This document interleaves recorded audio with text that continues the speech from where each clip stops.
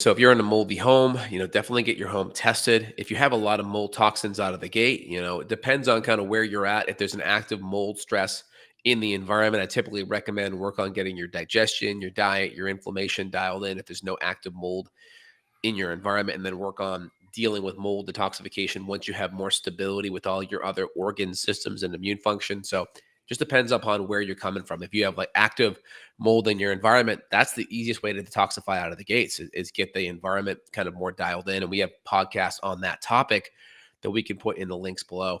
Evan, anything else you want to highlight for the listeners? So, I mean, digestion is really important. HCl enzymes, bacterial overgrowth, poor digestion. We talked about getting enough protein. And again, you kind of talked about not measuring, but just kind of using your own anatomy as a frame of reference because you have to serve yourself up anyway in regards to what you're eating. So it just gives you a good frame of reference so you know how much to give. And then ideally eat enough so you feel full and that you last about 4 to 5 hours. Now, if you're working with trainers out of the gates, do enough where you feel sore, not overly sore the next day or two. Make sure you walk out of the gym feeling more energized than when you started. And make sure you can emotionally repeat what you're doing. You're not feeling so emotionally exasperated. And then also that next day or that later on that day, if it's a morning workout, make sure you don't feel run over by a bus. Make sure you're doing just enough where your body can adapt to it. It's all about adaptation. Can you adapt to it? From it, can you feel better than afterwards? And again, if you're doing a brand new movement, you may feel a little bit sore because it's a new movement. So just, try to keep that in the back of your head too. Yeah, and if you can't recover, then there's probably some level of mitochondrial dysfunction. We're also going to look at that. If we look at chemical profile testing, there's a marker there. If we look at in organic acids, we're going to look at mitochondria there. So for me, after I got exposed to mold, I will tell you my performance and my recovery was terrible. I mean, I used to recover in like a day or two. It was like 3 days. I was still sore. I was like, man, this is not right.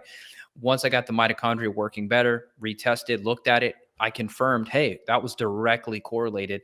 And we've talked about this, I think, briefly before, but the issue of bacterial overgrowth and that producing high levels of lactic acid. So you could have a high baseline level of lactic acid, which creates this soreness, even just from the overgrowth in your gut. So we'll have women that'll say, oh my God, I'm so sore and I haven't done anything, or all I did was go in the garden. Why am I so damn sore?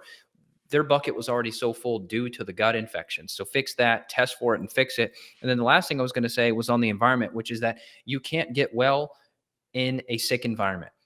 So whether that's bad lighting, like LED lighting, try to use incandescent bulbs, like have natural light, like I'm surrounded by a bunch of windows, getting that bright light exposure to help regulate your cortisol rhythm, making sure you're using Twilight or some other app at night on your phone if you're doing blue light at night, because we know that blue light can make you fat through various mechanisms affecting glucose and cortisol, making sure you're detoxing, making sure you're not wearing synthetic fragrance. I mean, there's so many people. We asked this on the intake form. Do you use scented products?